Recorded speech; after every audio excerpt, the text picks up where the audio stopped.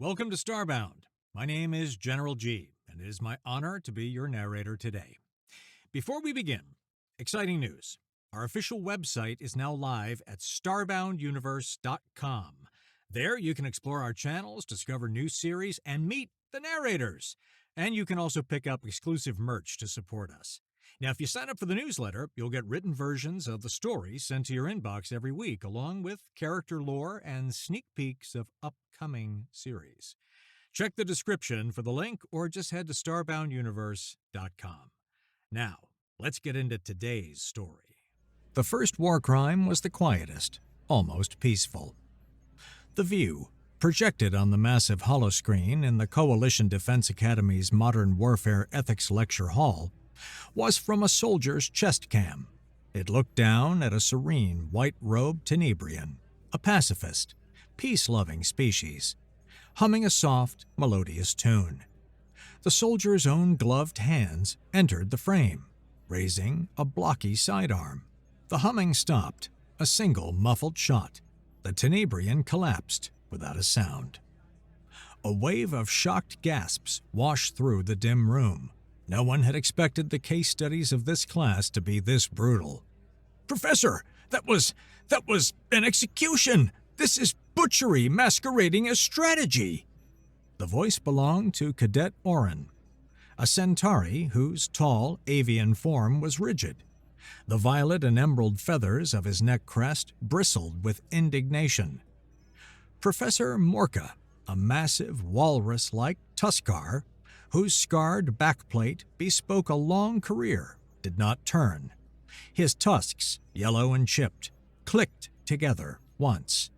"Noted, Cadet," he rumbled, his voice like grinding rocks. "These final cases come from a single operative." He gestured to the screen. "That was Case Study Alpha." Nearby, the containment suit of Cadet Plixus, a jellyfish-like glim, clouded as its internal light flashed a panicked, sickly yellow. Visceral conflict was a physiological poison to the glim, and the sight of it was a direct assault. "Next is Case Study Beta," Morka announced, his voice devoid of emotion. The holoscreen flickered, the perspective remaining fixed to the soldier's chest. They were moving through a landscape where the air wavered with a heartless haze.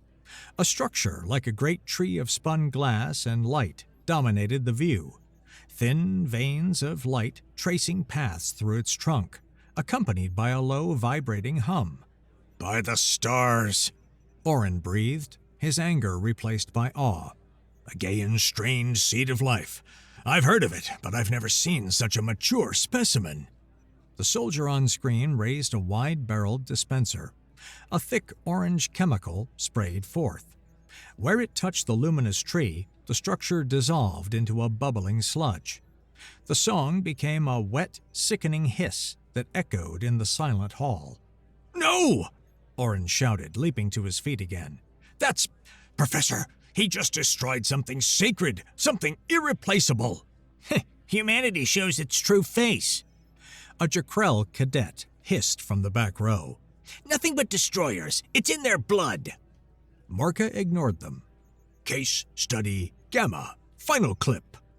The scene shifted. The view was chaotic, the chest cam jerking as the soldier moved through the aftermath of a firefight. The air was thick with smoke and groans. Fellow soldiers in the same charcoal armor lay wounded. The soldier approached the first, who tried to push himself up. "Sarge, my leg. I can't feel." The soldier knelt. The muzzle of his sidearm entered the frame, pressed against the wounded man's helmet. A flash. The classroom erupted. Shouts of horror filled the air.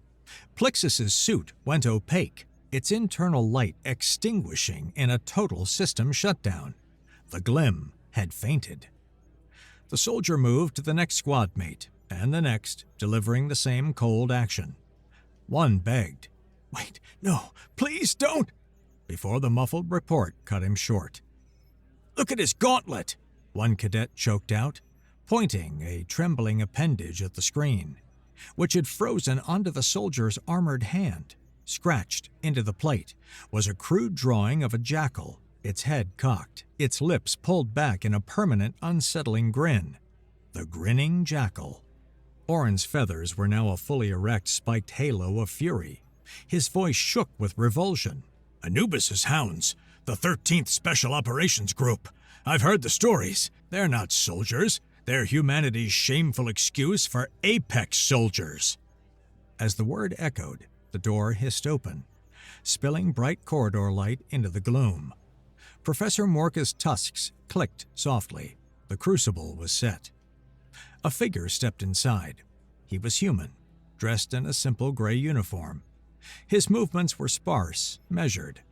He moved towards his usual seat against the far wall, his back never exposed. It was Cadet Liaison Cadmon, the lone human exchange officer, returned from his mandatory weekly off-site psychological evaluation. The light from the hollow projector caught the patch on his shoulder. In place of the Coalition emblem was a small patch depicting a grinning jackal, identical to the one scratched into the armor. A collective gasp. Plixus's suit, which had just begun to show a faint flicker of light, immediately went dark again. Orin, still standing, slowly turned. He looked from the killer on the screen to the quiet man. His beak hung slightly open. He raised a trembling finger. "You? That's your unit? You're him! The butcher from the footage!" Cadmon stopped. He turned his head slowly, his gaze falling on Orin. His face was a mask of profound, abiding weariness. For a long moment, he said nothing. His hands, which often carried a slight tremor, were perfectly still. Then, ignoring Orin, he walked to the lectern where Professor Morca stood unmoving. "Professor." His voice was low and raspy. It was not a request. Morca gave a nearly imperceptible nod. The stage was his. Cadmon's fingers moved over the hollow projector's controls. He rewound the footage, freezing the image on the serene Tenebrian. "What you see," Cadmon began, his voice flat, "is a shell. The Tenebrian who owned this body died 3 days before I pulled the trigger. This is a Koteri shepherd wearing its skin, a psychic parasite." He paused. That hum wasn't a song. It was a hive mind broadcast, a psychic lash driving 2.8 million Tenebrians in the Undercity to march into our lines. Living shields. His jaw tightened. One shot freed them all. The air in the room grew thick. Cadets who had been rigid with outrage now slumped. He switched to the second clip, the glowing tree. "Your seed of life was reaching critical resonance. 20 minutes from detonation. When a Gaian strain spore pod fruits, it doesn't create, it liquefies. 80,000 colonists would have become nutrient soup. The entire biosphere a breeding ground."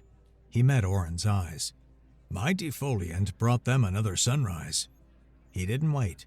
He played the last clip, the cold dispatching of his own squad. For the first time, his composure cracked. A muscle in his jaw twitched. His voice, when he spoke, caught on a single word. "My squad," he swallowed.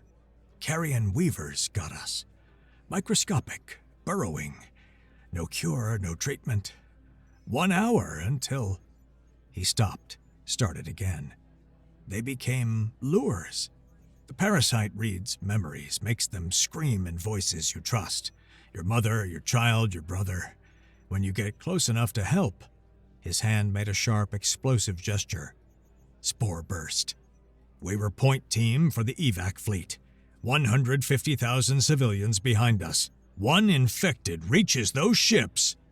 He looked away from the screen. "I gave them clean deaths. Quick, before they could become weapons against their own people. That's what we do. We weigh hearts." The room was utterly still, save for the hum of the projector fan.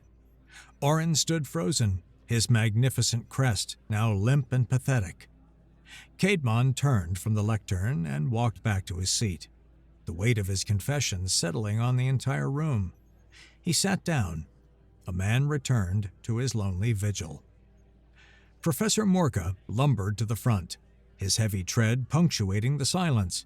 His gaze swept across the rows of stunned cadets. "We weigh the heart," he rumbled. "The 13th's unofficial motto. You think it means judgment of others. You're wrong. The heart they weigh is always their own." He gestured with a massive hand toward Cadmon. "They go where victory is impossible. Not to win, but to contain. They measure their souls against millions of lives and pay the price, every time." Morka's gaze hardened. "Your honor is a luxury bought with their damnation. Today's lesson isn't about judging Sergeant Cadmon. It's about understanding what he's done, so you can keep your hands clean. Ask yourself, would your precious honor survive his choices? Do you have the courage to be grateful someone else makes them for you?" He turned. "Dismissed!" Slowly, the cadets began to file out. They moved in a wide, silent arc around Cadmon's seat, their gazes averted, as if he were a shrine to a grim god. All except Orin. The tall Centauri stopped before Cadmon's desk. He looked at the weary human, whose eyes were now closed. Orin drew himself up to his full, proud height, the way a warrior does before a revered elder. He gave a short, sharp bow from the neck, a gesture of ultimate respect. Then he too turned and left the quiet darkness of the room, leaving the jackal to stand his watch alone.